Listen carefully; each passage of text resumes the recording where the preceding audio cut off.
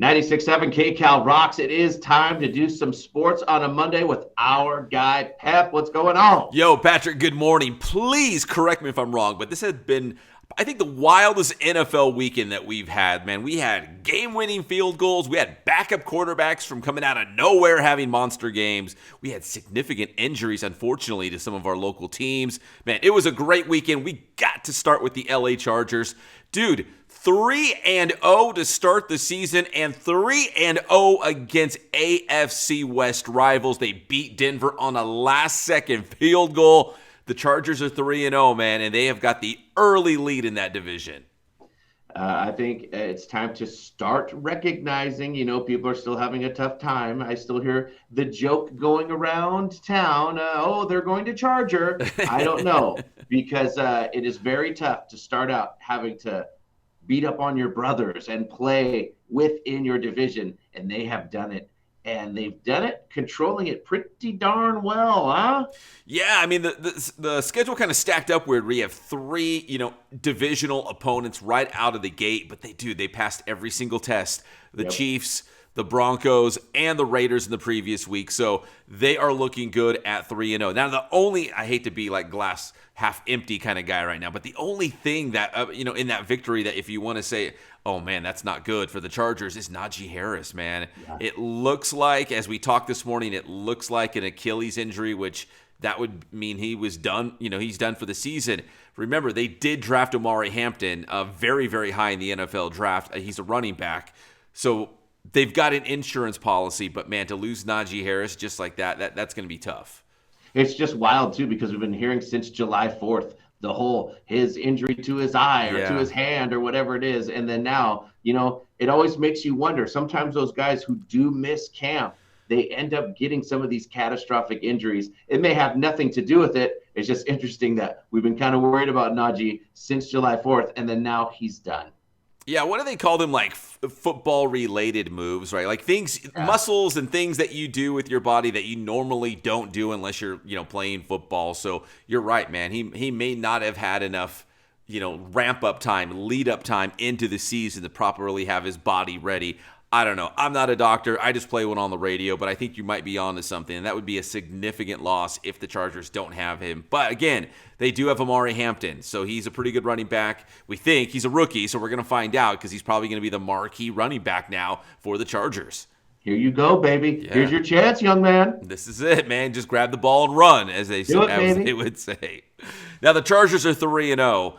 So are the Philadelphia Eagles, the defending Super Bowl champions of the world, beating the LA Rams in another dramatic game. The Rams had Philly in the corner. They had them on the ropes, and they let them off the hook in the fourth quarter. The Eagles come back. They scored a touchdown on the final play, a blocked field goal, which would have won the game for the Rams. Instead, 33-26, your final score from Philly. Right. It was a very, oh my goodness, what happened? Are they going to kick the field goal to win? Nope. They just lost the game. That was wild to go into Philly and play them that tough again and come up empty-handed. I got to think that this will pay off in some future dividends if they ever do meet in the playoffs or somehow, some way. It makes me think the Rams are eventually going to kick the door down because they are that one team that matches up well with those Philadelphia Eagles. The Eagles were able to pull it off once again, but, if that doesn't get blocked, the Rams win that game.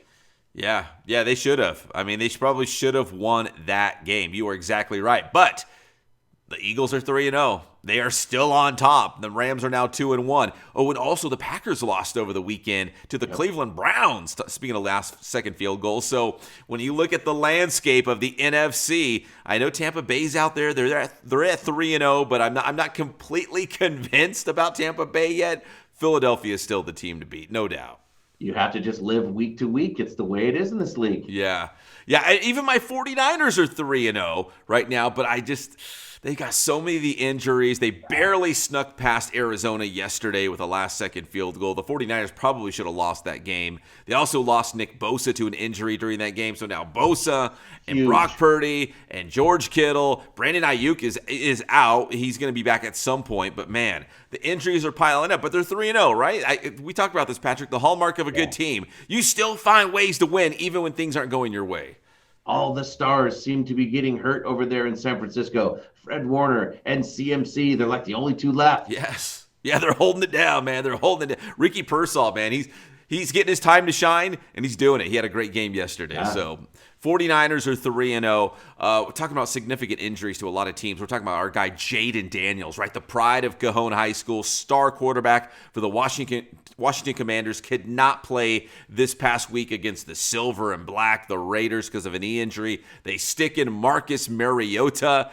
Dude, Marcus Mariota looked like old Marcus Mariota, circa Oregon Ducks days, right? Like, he did great as Washington beat the Raiders 41-24. So that was a big win for them as he holds down the fort for Jaden Daniels whenever he's going to come back. That's when you have the proper backup. The backup, You have a plan in case something does happen. Even if you do have the young, talented Jaden Daniels. How about all those designed runs? I thought Mariota looked awesome. Dude, Marcus Mariota, Mac Jones for my 49ers. I mean, there's a lot of teams out there that have already gone to their backup. Oh, what about the Minnesota Vikings, right? J.J. McCarthy has been hurt. So they go out and put Carson Wentz, who is still in the league and still getting it done. I mean, you are right, man. You hit the nail on the head. You've got to have a backup QB because you just don't know.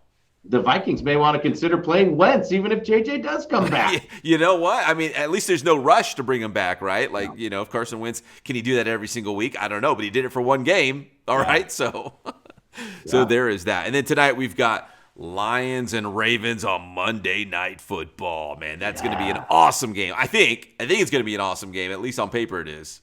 Definitely. It's the one thing that makes Monday better, Pep, other than talking to you. That's right, brother. I do appreciate it. Hey, and then real quick, football-wise, USC. I don't know if you stayed up late, man. I stayed up late on Saturday night. I think it was almost midnight as USC beat Michigan State 45-31. So the Trojans now 21 in the AP poll as of this morning. They're going to go on the road to number 25, Illinois, who just got smacked by Indiana. But Illinois is still a really good team. This is truly the first test for USC this season, having to go on the road in Big Ten country against a ranked team. This is it, man. Correct, man. But they are following the plan. We were hard on them. The tomato can talk about the first really easy games. Okay, here comes Michigan State. They're able to win that game. Okay, they took the next step. We were wondering, would the tomato can theory work out well and ramp up to the competition, instead of being like Texas where you got to go into the shoe and play Ohio State? If they beat Illinois, then we're going to start saying, wait a minute, Pep. You're right. It's a gradual step, man. You blow out a couple teams, and then you play Michigan State by just, brand name. They are, a big-time program. You beat them at home at the Coliseum, but now you go to a ranked team in the Big Ten on the road. That is the next step if USC is going to be for real. But they're ranked in the top 25. That was a big win late on Saturday night.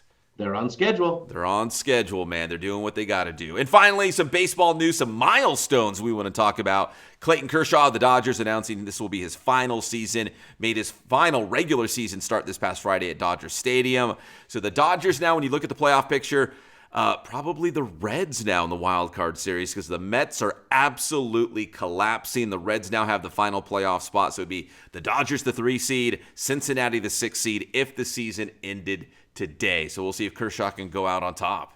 Now, when we heard Kershaw kind of slip in his announcement, it felt like he just slipped it in there, before we could do the celebration of the final tour or any stuff like that. But you have to admit, how cool was that when they got to pull him off the mound and everybody gave him a hug and Dodger Stadium was able to say, you know what, Clayton, after all these years, thank you, dude. You know what I mean? Yeah. Thank you. I thought that was a really cool moment. Very emotional. Even an emotional Matt Stafford in the stands watching his high school buddy Clayton Kershaw. I thought that was really cool. It just makes me love Dave Roberts even more. Yeah, the Dodgers and Dave Roberts handled it perfectly. They gave him his moment, which is obviously well-deserved. Matt Stafford was there. Austin Barnes, our guy from Riverside Poly High School, who caught Clayton Kershaw for so many years. He was his favorite catcher. He was in attendance to be there for that special moment. Now, is Clayton going to pitch in the postseason? Yeah, the Dodgers have already clinched. He will play a role for the Dodgers.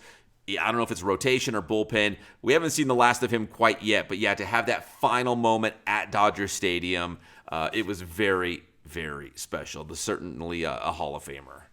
Very, very cool, dude, to give him kind of the heads up. And here we go to the end of the season, man. I can't believe we're here. Yeah, the postseason is here. The Dodgers are a lock, trying to win the National League West as well. And shout out to Mike Trout, home run number 400. Finally, he's been sitting on 399 for forever. Finally got it. But this is the final week of the regular season, and we're going to lock up those baseball playoff spots by Sunday.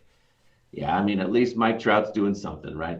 He's hitting home. At least he got one. You got to get 400. So it'll be exciting to see what happens in these playoffs as they approach, man. Again, we also always talk about it. A great time of year. Baseball's ramping up. Football is in full swing. For those of us who love football and baseball, this is the time of year. Pep, tell them how to get your stuff. It's a great week, especially if you're a Mariners fan. Don't sleep on Seattle, first place in the AL West. Get my stuff on Inland Sports, Facebook, Instagram, Twitter. We're also on Inland Sports YouTube. That's Inland Sports. I'm hanging on for dear life. Thanks, Pat.